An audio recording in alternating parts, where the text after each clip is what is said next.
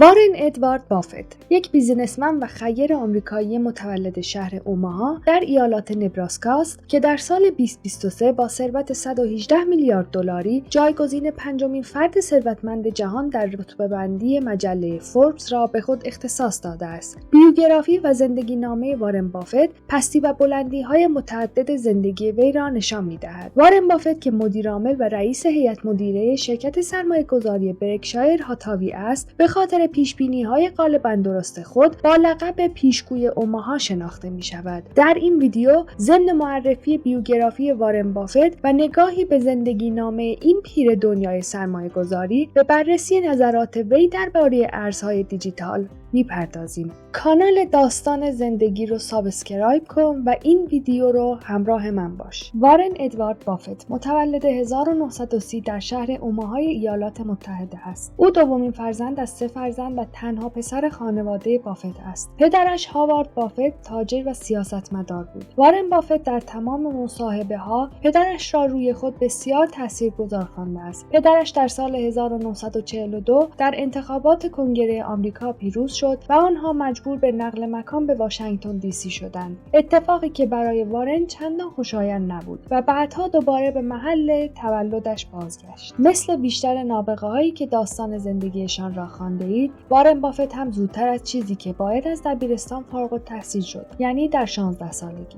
در همان سن سهام خرید و فروش می‌کرد و حس نمی‌کرد که رفتن به دانشگاه لزومی داشته باشد، ولی به اصرار پدرش وارد کالج نبراسکا شد. 3 سال لیسانس گرفت و برای مصاحبه به دانشگاه هاروارد رفت تا در بهترین دانشگاه آمریکا ادامه تحصیل بدهد، ولی مصاحبه آنطور که خودش و احتمالاً شما فکر می‌کنید پیش نرفت. در واقع حتی بیشتر از 10 دقیقه هم طول نکشید. مصاحبه کننده با یک جمله آب پاکی را روی دست وارن بافت ریخت. هاروارد رو فراموش کن پسر. تابستان همان سال خیلی اتفاقی کاتالوگی از دانشگاه کلمبیا به دست وارن بافت رسید که در لیست اساتید آن نام‌های دیوید لیداد و بنجامین گراهام مشاهده می‌شد. وارن قبلا کتابی از این 2 نفر خوانده بود و شیفته آن 2 بود. نامه‌ای برای پروفسور لیداد فرستاد و در آن خیلی صادقانه نوشت که فکر می‌کردم شما مرده اید، ولی حالا که زنده هستید و درس می‌دهید خیلی دوست دارم دانشجویتان باشم. این نامه اثر کرد و وارن بافت برای ادامه تحصیل در مقطع کارشناسی ارشد راهی دانشگاه کلمبیا شد.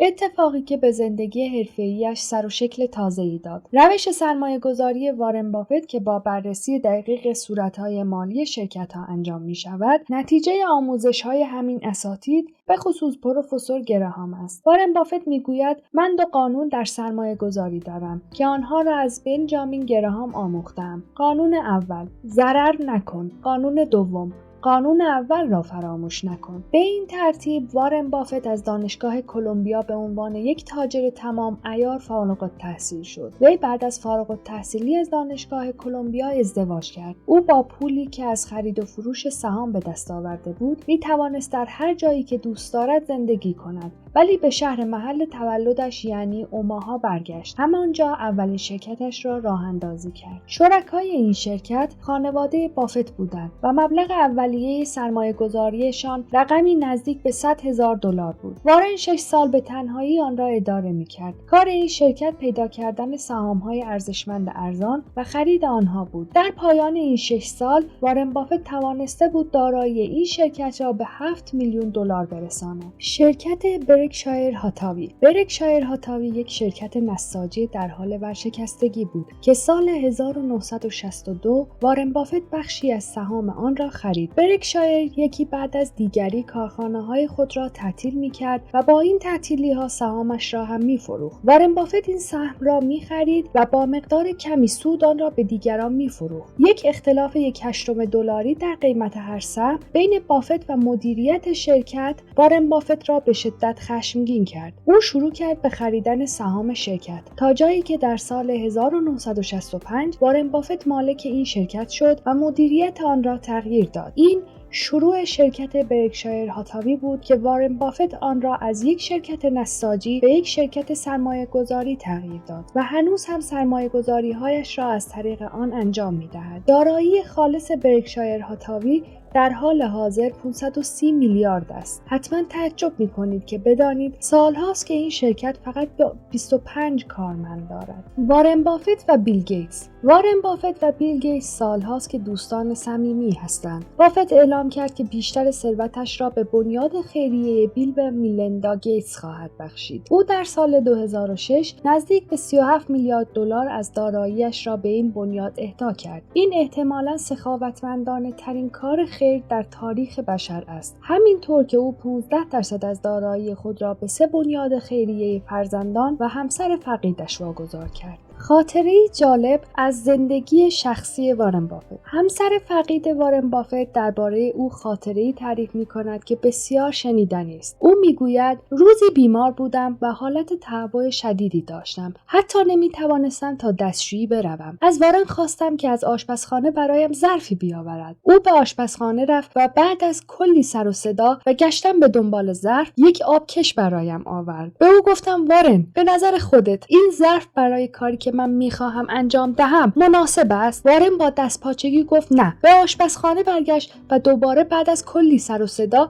یک زینی زیر آبکش گذاشت و آن را برای من آورد. اما وقتی از کسب و کار و شم اقتصادی صحبت میکنیم حتما میدانید که با مردی کاملا متفاوت مواجه هستیم. مردی که از صفر شروع کرد، بخش بزرگی از ثروتش را بخشید، ولی هنوز هم جزو ثروتمندترین انسان‌های روی این سیاره است. وارن بافت و ارزهای دیجیتال. وارن بافت هیچ وقت رابطه خوبی با سرمایه‌گذاری در بیت کوین و دیگر ارزهای دیجیتال نداشته است. او بارها تذکر داده که از ورود به عرصه ارز دیجیتال حذر کنید، چون ارزهای دیجیتال ارزش ذاتی ندارند و چیزی را تولید نمی‌کنند. در سال 2017 بافت بیت کوین را مرگ خاموش خطاب کرد و گفت که هرگز در این ارزها سرمایه گذاری نکرده و در آینده هم در آنها سرمایه گذاری نخواهد کرد. ولی ژوئن 2021 شرکت وارن بافت یعنی برکشایر هاتاوی 500 میلیون دلار در بانک دیجیتال نوبانک سرمایه گذاری کرد. البته این لزوما به معنای تغییر دیدگاه وارن بافت نسبت به بیت کوین نیست، ولی میتوان نشانه ای از تغییر در رویکرد او به موضوع ارزهای دیجیتال باشد. نهار با وارن بافت. وارن بافت سالی یک روز را به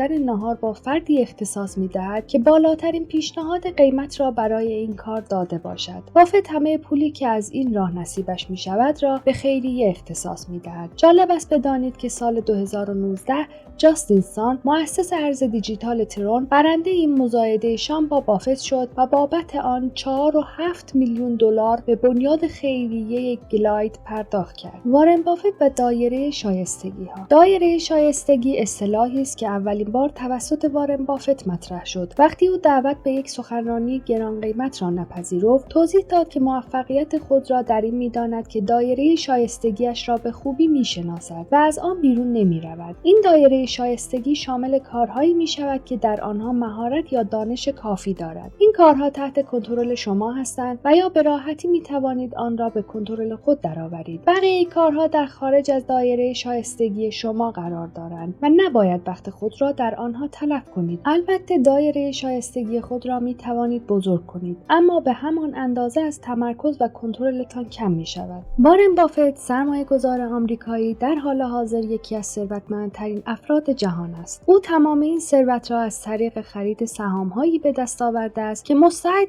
رشد بودند. تاکتیک او در بازارهای بورس، بررسی دقیق صورت‌های مالی شرکت‌ها و سرمایه‌گذاری در شرکت‌هایی است که می‌توانند سوددهی بالایی داشته باشند. او همینطور در فعالیت‌های خیرخواهانه هم دستی بر آتش دارد و تاکنون بخش بزرگی از ثروتش را به امور خیریه اختصاص داده است. از اینکه تا آخر این ویدیو همراه ما بودید ممنونم. حتما در کامنت‌ها نام شخصیت موفقی که دوست دارید در موردش بدانید را بنویسید.